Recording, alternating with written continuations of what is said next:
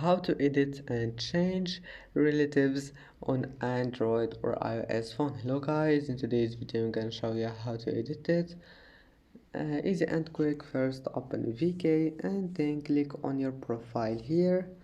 Now click these 3 points in the top corner and then click edit profile.